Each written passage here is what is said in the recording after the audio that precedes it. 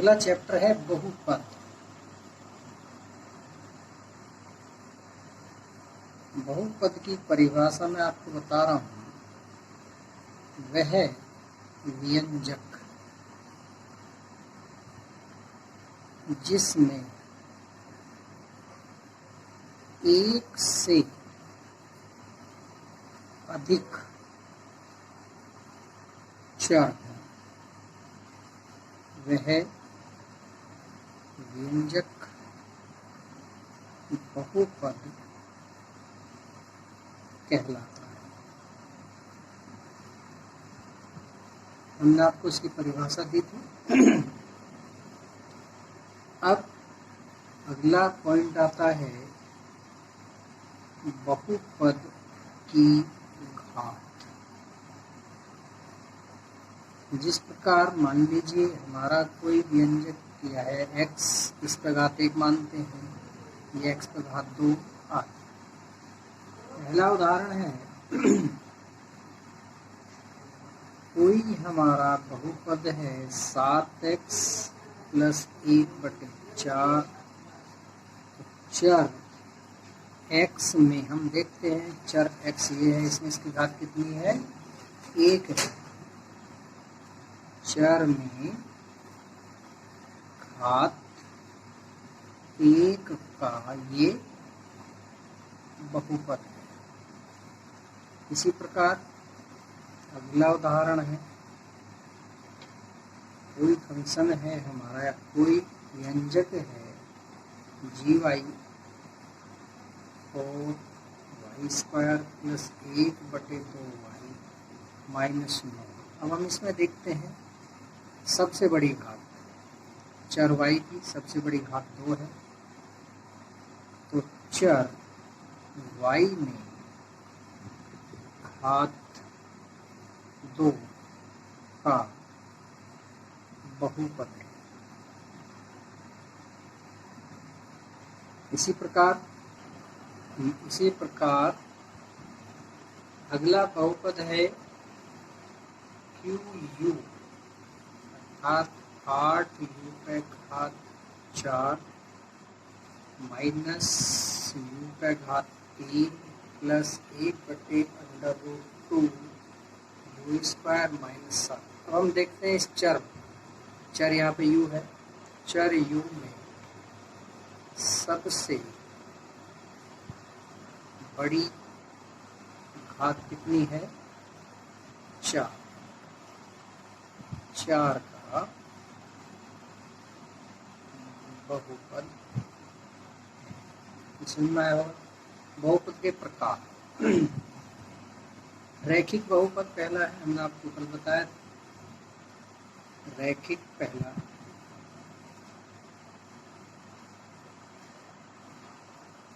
बहुपद, इसकी 2 विधियां समझाने। ग्राफ विधि है, हम आपको साधारण विधि बताएंगे। ग्राफ विधि यहाँ अभी नहीं बताएंगे आपको। कोई फंक्शन हमारा x = 5x - 6, यहाँ आप देख रहे हैं कोई घात इसमें नहीं है। जब ग्राफ हम इसका बनाएंगे तो इसकी एक सीधी रेखा आएगी, हम बाद में बताएंगे आपको। ये एक रैखिक बहुपद है या रैखिक समीकरण भी कह सकते हैं। अगला है द्विघात समीकरण। द्विघात समीकरण या द्विघात बहुपद। ये क्या है? इसका मूलभूत ax² bx + c, ये द्विघात समीकरण का मूल रूप है। ax² bx + c। अब हम इस पर विचार करें, इसके ये हमें द्विघात समीकरण में भी काम आएगा। अब हम देखते हैं द्विघात बहुपद के गुणांकों तथा शून्यांकों के बीच क्या संबंध है? शून्यांकों के बीच संबंध।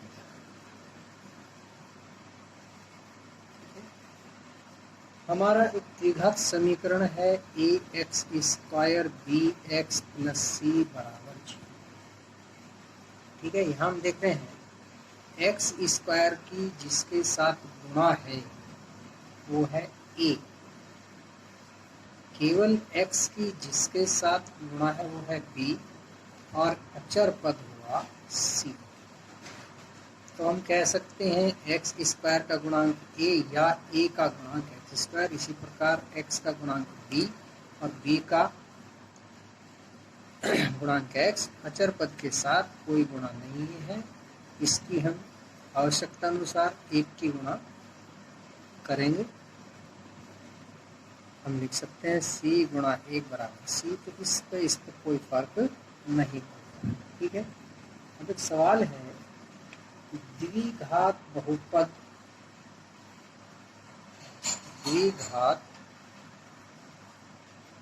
बहुपद क्या है? 6x square minus x minus 2। इसको हम हल करते हैं गुणनखंड विधि द्वारा। ठीक है, क्या है? इस x के क्या करते हैं, इस 2 की गुणा इसमें करो, 2 गुणा 6 बराबर 12 हो गया। इस 12 के ऐसे 2 टुकड़े करने हैं जिनकी गुणा 12 और योग आना चाहिए 1। देखिएगा 12 ये टुकड़े करते हैं, कोई फायदा नहीं, तो 3 गुणा 4, वो ठीक है। 3 की अगर हम 4 में गुणा करते हैं तो 12 आएगा। अब याद रखना है हमें यहाँ माइनस के बचाने हैं। अब इन दोनों संख्याओं में जो भी बड़ी संख्या है उसको आप माइनस की लिख लेंगे, तो क्या होगा? 6x स्क्वायर माइनस 4x और प्लस 3x माइनस 2। ठीक है, याद रखना हमेशा जो भी बड़ी संख्या होगी लास्ट में वही बचेगी। यहाँ बड़ी संख्या माइनस की है तो माइनस का x बचेगा। अब आप देखिए यहाँ से क्या कॉमन लिया? 2x, यहाँ बचता है x माइनस यहाँ बचा हमारा 2।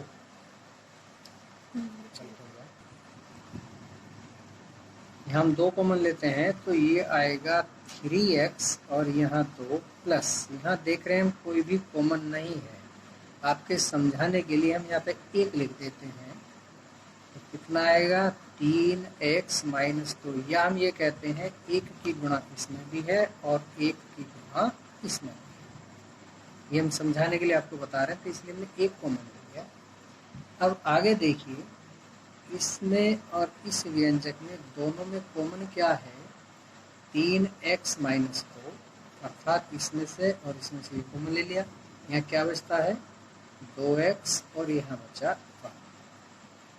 ठीक है, माना fx बराबर 0 है, तो हमारा समीकरण आया 3x माइनस 2, जो हम गुणनखंड करें इसके 2x प्लस 1 बराबर 0। ठीक है, इसका मतलब ये है इसके बराबर भी 0 है और इसके बराबर भी 0 है, और भी कोई इसके साथ गुणा होगा तो वो भी 0 है। टोटल इस व्यंजक का मान 0 है। तो क्या लिखेंगे? 3x माइनस 2 बराबर 0 और 2x प्लस 1 बराबर भी 0। यहाँ x का मान ज्ञात करना है, इसको इधर ले गए, प्लस का हो गया, 3x बराबर 2 आ गया, तो x बराबर आया 2/3। हमने आपको बताया है वो गुणा में है, बराबर के दूसरे ले जाएंगे बटे में होगा। अब यहाँ पे देखिए 2x, इसको इधर लेगी, माइनस का हो गया, और x बराबर -1/। ठीक है, अब हम इसको अल्फा, पहले मूल को अल्फा का मान आया 2/3, और दूसरे मूल को हम या दूसरे शून्यांक को बीटा से प्रदर्शित करते हैं, ये आया -1/2। अब इसमें एक बहुत इम्पोर्टेंट सूत्र आएगा, हम इसको लिख सकते हैं शून्यांकों का योग। जब हम आपको द्विघात समीकरण पढ़ाएंगे तो वहाँ पर लिखेंगे हम मूलों का योग। इसका सूत्र बनता है माइनस एक्स का गुणांक बटे एक्स स्क्वायर का गुणांक। अब हम मूल समीकरण में देखते हैं x माइनस एक्स का गुणांक b है, तो यहाँ पर b लिखते हैं, बटे एक्स स्क्वायर का गुणांक a है, तो यहाँ पर a लिखते हैं। ये हमारा एक सूत्र बन जाता है मूलों का योग, अर्थात अल्फा प्लस बीटा बराबर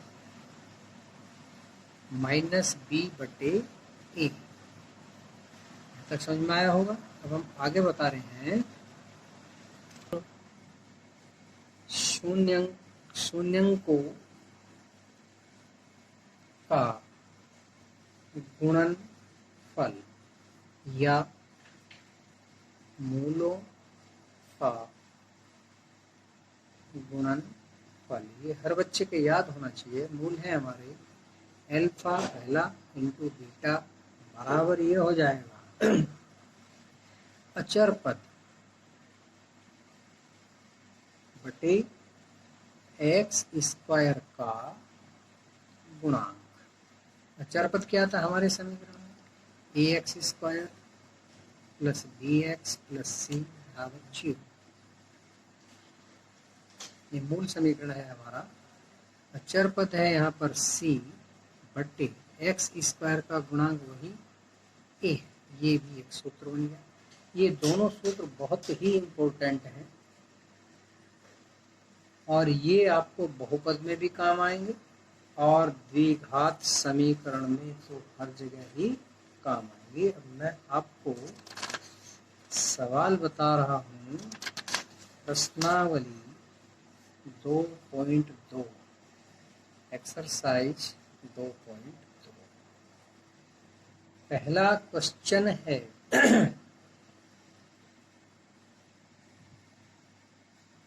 द्विघात बहुपद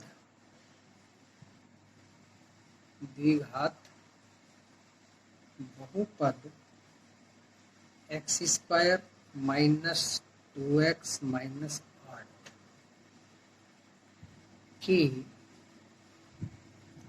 शून्यंक ज्ञात करने। अभी हम आपको एकदम साधारण तरीके से बताएंगे। इसके हम गुणनखंड करेंगे, जैसे पहले बताया है x square minus 2x minus 8। इसे हम ये भी कहते हैं द्विघात त्रिपदीय व्यंजक। द्विघात और त्रिपदीय व्यंजक, ये भी हम इसको कहते हैं। इसका क्या नियम है? इस बीच वाले पद के ऐसे दो टुकड़े करने हैं। मैं बता रहा हूँ 8 एक्स स्क्वायर का गुणांक यहाँ पर 1 है, तो हम करते हैं 8 गुणा 1 बराबर 8 एकल 8। अब इस 8 के ऐसे दो टुकड़े करो, दो गुणनखंड। टुकड़े तो प्लस में हो जाएंगे, माइनस में हो जाएंगे, लेकिन गुणा में करने हैं जिनकी गुणा 8 हो और योग 2 हो। तो क्या हुआ? हम देखिए 2 चौक 8 हो गई, बिल्कुल ठीक। 4 गुणा 2 या 2 गुणा 4, इसके एक टुकड़े हो गए। अब हमें बचाने हैं माइनस के। हमने पहले भी आपको बताया है, इन दोनों संख्याओं में यदि हमें माइनस के बचाने हैं तो बड़ी संख्या को माइनस वाला मान लेंगे, प्लस के बचाने हैं तो बड़ी संख्या को प्लस का बचा देंगे, लिख लेंगे। ये हुआ एक्स स्क्वायर माइनस बड़ी संख्या 4x। इस 4x में से ये प्लस के 2x, ये वाले, ये नहीं, ये वाले घट गए तो माइनस के 2 बचेंगे और माइनस के 8। क्या करते हैं, x कॉमन ले लिया, x माइनस 4 प्लस यहाँ से 2 कॉमन ले लिया, x माइनस 4। क्या आया, x प्लस 2 और x माइनस 4। ठीक है, अब हम इसको बराबर, ये हमने कोई फंक्शन मान लिया था f(x),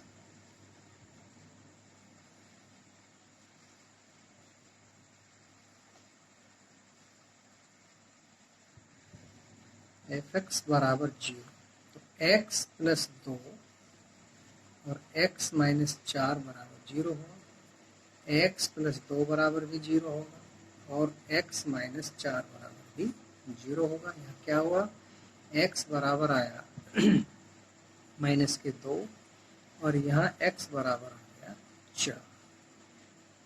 तो इसके शून्यांक हो गए अल्फा बराबर माइनस के 2 और बीटा बराबर 4। ये आपकी समझ में आया होगा। उत्तर की जांच करने के लिए हम क्या करते हैं, x ये मान हम इस पूरे समीकरण में रखते हैं। तो क्या है समीकरण हमारा, x square minus 2x minus 8, x बराबर माइनस 2 रखने पर क्या आ जाएगा, माइनस 2 इस पे घात 2, माइनस 2 गुणा माइनस 2 क्योंकि x का मान 2 है और माइनस 8। यदि ये 0 आता है तो यह x का मान सही है और 0 नहीं आता तो ये इस मान हमारा गलत हो जाएगा। हम क्या करते हैं, ये हो गया 4, बिल्कुल ठीक, इसकी गुना इसमें करा, प्लस 2 दूनी 4 माइनस 8 बराबर 0। अब देखते हैं 8 माइनस 8 बराबर, ठीक। दूसरी जांच करते हैं, दूसरा मान क्या था हमारा, x बराबर या बीटा बराबर 4 था, ये मान रख के देखते हैं उसी समीकरण में। तो क्या होगा, 4 पे घात 2 माइनस 2 गुणा 4 माइनस 8, देखते हैं 0 के बराबर होता है। 4 पे घात 2 का मतलब हो गया 16, ये हो गया माइनस के 8 और ये भी माइनस के 8, बराबर आ गया 0। बच्चों ध्यान रखना, कुछ बच्चे कहते हैं माइनस माइनस आपस में प्लस होता है, कभी नहीं होता। याद रखो, हमने किसी से 8 रुपए उधार लिए, ठीक, ये वाले 8 रुपए, फिर 8 रुपए हमने और उधार ले लिए। हमारे पास टोटल कितना कर्ज हो गया, उधार हो गया 16 रुपए। जुड़ता तो है लेकिन माइनस माइनस आपस में रहेगा, ये उदाहरण मैं आपको बता रहा हूँ। तो ये बात ध्यान रखना है, यहाँ पे माइनस और माइनस आपस में जुड़ जाएंगे लेकिन रहेंगे माइनस के ही, अर्थात 16 माइनस 16 बराबर 0। यहाँ पर देखिएगा, मान लीजिए हमारे पास 8 रुपए थे प्लस के, जमा थे हमारे पास 8 हमें और मिल गए, तो हमारे पास कितने हो गए प्लस के 16। ये भी आपको ध्यान रखना है, ठीक है। तो ये क्वेश्चन आपकी समझ में आया होगा।